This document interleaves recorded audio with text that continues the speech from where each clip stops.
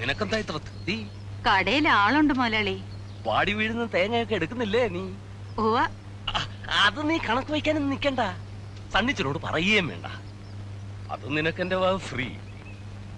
തീർവായിട്ടും ആ പുരേ തന്നെ നീ താമസിച്ചോളാൻ പറഞ്ഞത്. ചില മനക്കണക്കുകളൊക്കെ കൂട്ടിയിട്ടാ.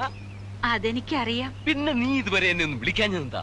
വിളിക്കാന്നേ. ഓ, ഇത് പറഞ്ഞു തുടങ്ങിയിട്ട് കൊല്ലം 3-4 ആ വഞ്ചിക്കാരൻ മാപ്പിളെ പോലെ നിന്നെ ഞാൻ ചതിച്ചിട്ട് പോയൊന്നുമില്ല. നിനക്ക് ജീവിക്കാനുള്ള വക ഞാൻ തരും. എന്നാ മുതലാളി എന്നെ അങ്ങ് കല്യാണം കഴിച്ചോ? അല്ല, അതെന്തിനാടി? നമുക്ക് രഹസ്യമായിട്ട് അങ്ങ് നീങ്ങിയാ പോരെ? അതാ മുതലാളി കുഴപ്പം. പലരും തോക്കുന്നത് അവിടെയാ. ഈ രഹസ്യക്കാർക്ക് ഞാൻ ഒരു സാധനം ഉണ്ടാക്കി വെച്ചിട്ടുണ്ട്. എല്ലാവർക്കും അറിയാതെ. കൊല്ലൻ കുട്ടപ്പനെ കൊണ്ട് പ്രത്യേകം പറഞ്ഞുണ്ടാക്കിപ്പിച്ചതാ ഒരു വെട്ടുകത്തി. അതെടുക്കാൻ രാജമ്മയുടെ കൈക്ക് ഒരു ഉളുപ്പുമില്ല.